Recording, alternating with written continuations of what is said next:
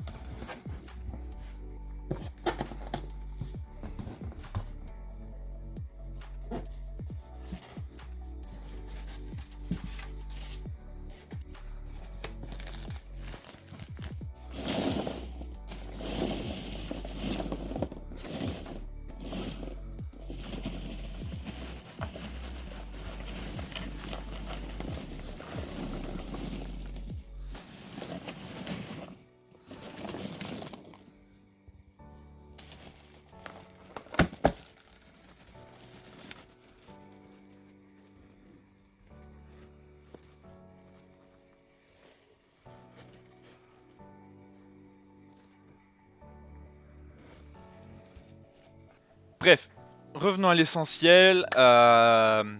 Il est super. Vraiment super. Il s'est habitué très vite à son environnement. Des fois, de base, il faut le laisser calme pendant à peu près une semaine. Là, il s'est tout de suite laissé tenir, à ma grande surprise. Donc, j'ai réussi à le nourrir assez rapidement. Donc, je vais pouvoir vous le montrer dans la vidéo. Euh, il s'est mis à boire extrêmement rapidement aussi. Donc, il est super content de son endroit. Donc je vais vous montrer des petites séquences que j'ai pu tourner avec tout à l'heure. Là, je vais vous montrer vite fait l'agencement du Terra. Voilà, donc excusez-moi pour le son, hein, je suis avec mon S10. Euh,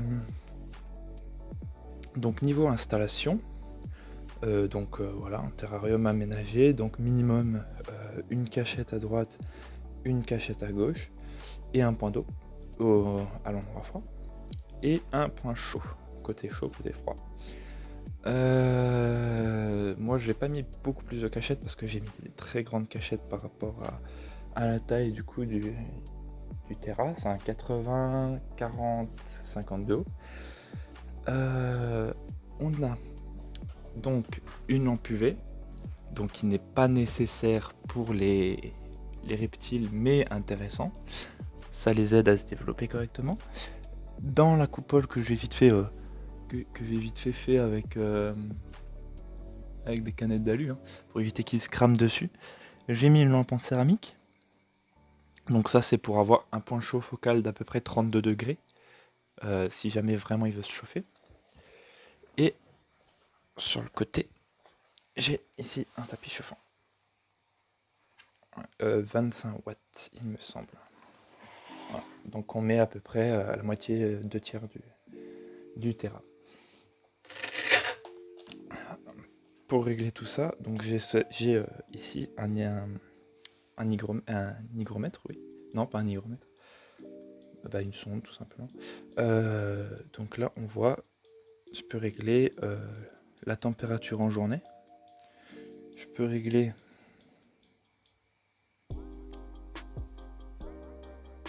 la température de nuit. Je peux aussi également régler à quelle heure démarre la nuit, à quelle heure démarre le jour. Donc là, c'est pour le A, donc ça veut dire que ça s'allumera uniquement, il y aura des heures de fonctionnement entre minuit et minuit, et ça s'allumera en fonction de la température souhaitée. En dessous, B, ça règle, c'est comme les compteurs mécaniques. Là, c'est un compteur électronique, donc je lui ai demandé de fonctionner, d'allumer la lumière de 9h à 19h. J'ai réglé la lumière le même jour que en même temps que la chauffe. Et du coup, ça coûte extrêmement cher. Un peu, c'est le truc qui va coûter le plus cher dans votre installation. Voilà. Donc après, avec ça, faut prévoir un truc pour arroser.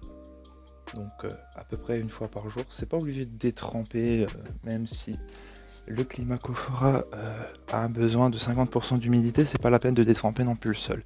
De toute façon, ça sert à rien, ça peut lui provoquer des dégâts respiratoires, etc. Faut vraiment juste pulvériser la surface une fois par jour, obligatoire. L'eau, la changer 1 à 2 fois par jour. Après, ce que moi j'ai encore, donc j'ai une boîte de nourrissage. Donc je le mettrai là-dedans pour le nourrir, donc vous verrez plus tard dans la vidéo. Je vous mettrai une séquence quand je le nourrirai. Un petit récipient pour faire décongeler la souris correctement. Du gel pour les mains. Donc toujours important avant et après la manipulation du serpent. Et encore une petite sonde là pour mesurer la température extérieure du bac et intérieure. Voilà. Donc après, au niveau du terra, vraiment, vu que c'est une espèce tropicale et qu'il y a énormément d'humidité dedans, faut vraiment pas que ce soit confiné. Donc faut vraiment préférer une grande grille basse et une grande grille haute qui est là-haut, pour vraiment que l'air fraîche remonte et l'air chaud ressort. Pour qu'il n'y ait pas de courant d'air, mais qu'il y ait quand même un très très bon passage d'air. Et après, prévoir une fermeture, parce qu'un serpent, ça peut quand même se barrer. Même avec des vitres très difficiles à bouger, ça peut se barrer. Voilà. Du coup, là, je vais vous montrer comment sortir les LAF à la main. Donc là, elle est sortie déjà, donc ça m'arrange un peu. Je préfère vraiment la sortir comme ça qu'aller la chercher, ça évite du stress, ça évite des trucs. Bon, je pense qu'elle va peut-être aller se planquer. Si elle se planque, je vais vous montrer comment la sortir comme ça. Alors, faut savoir que faut vraiment pas avoir peur si elle mord. Parce que si vous avez peur, vous allez paniquer. Si vous paniquez, elle va le ressentir, ça va la stresser. Faut savoir que de toute façon, si un serpent mord, surtout de cette taille-là, et elle recule déjà, elle sent que je vais la sortir. Si elle vous chope, faut surtout pas retirer la main rapidement, parce que les crochets sont vers l'intérieur, donc elle va juste tout simplement vous ouvrir beaucoup plus.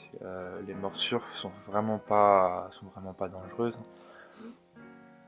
surtout pour l'homme. Alors, je vais tout d'abord vous conseiller, moi c'est ce que je fais personnellement, vous désinfectez les mains avec du gel,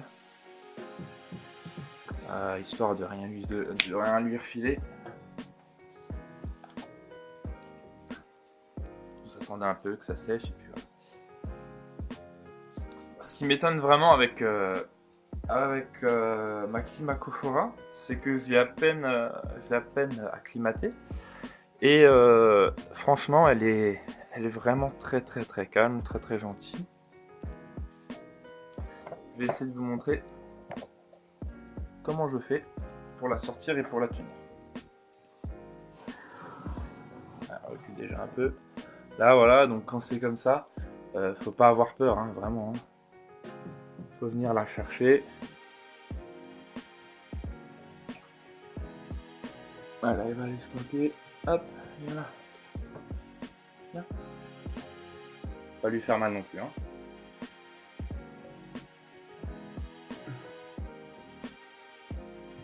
Ça s'accroche. Ah, donc là, je vais vous montrer, si vous voyez.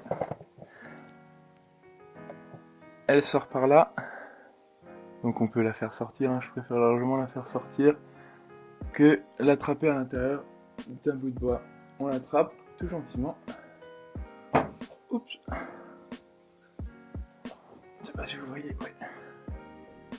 On l'attrape très simplement, on attend qu'elle sorte d'elle-même. Comme je vous l'ai dit, hein, si jamais, essayez toujours de l'attraper par en bas, jamais par en haut. Voilà. Et vous la sortez comme ça.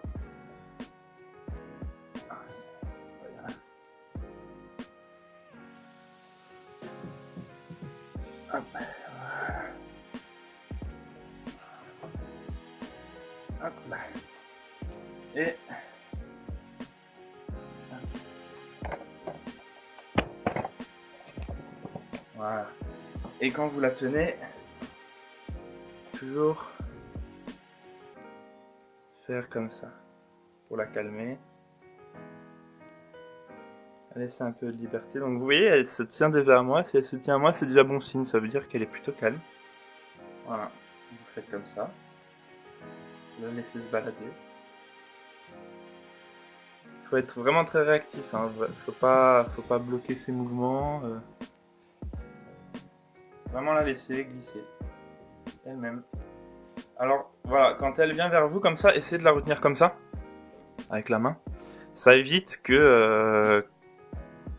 qu'elle ait assez de puissance pour vous sauter dessus quoi, parce que bon, je dis qu'elle faisait pas mal, mais si elle vous chope au visage, ce sera quand même alors désolé si je capte pas trop correctement, j'ai pas vraiment le visuel. Voilà, faut vraiment voilà, par exemple si elle vient là, on peut la garder, mais il faut la tenir, faut pas qu'elle ait la détente de vous arriver au visage. Ça reste un animal sauvage. Et toujours quand vous la tenez avec deux mains, deux appuis pour pas lui briser la colonne vertébrale, pour pas la blesser. Voilà. Vous pouvez même la laisser sur une main, la tenir. Vous pouvez lui mettre la main dedans quand vous l'avez en main, pas de problème avec ça. Elle va pas vous attraper, hein. Elle va pas vous choper. Elle est toute calme, elle sait qu'elle peut avoir confiance en vous. Voilà.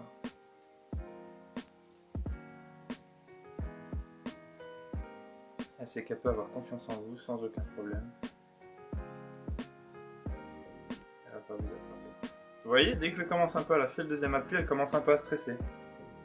C'est normal parce que il lui faut 2 points d'accroche vraiment pour se sentir correctement à l'aise, adéquate. Voilà. Et elle se calme extrêmement rapidement. Alors si jamais elle est assez excitée, vous faites ce que j'ai fait. Les mouvements de main et tout ça, et si elle se calme toujours pas, essayez de lui attraper la tête comme ça. Hop là. Vous lui attrapez la tête et vous la glissez vers l'inverse, comme ça, pour la rassurer, pour lui montrer que vous voulez vraiment rien lui faire. Et puis elle se calme rapidement. Là voilà, elle est complètement calme, même encore plus qu'avant. Vraiment super calme, super gentil. Voilà. Je sais pas si j'aurai l'occasion de vous remontrer, comment la sortir quand elle est cachée. Je vais essayer s'il y a un de ces quatre, parce qu'elle est très curieuse. Elle se cache pas beaucoup malgré ce que je pensais vraiment des serpents.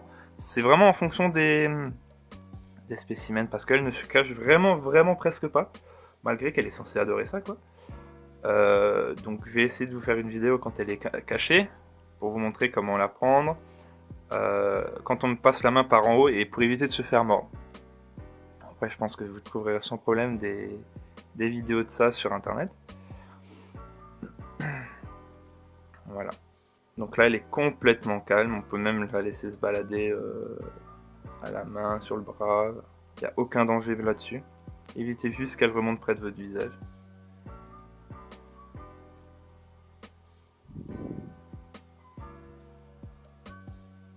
Voilà.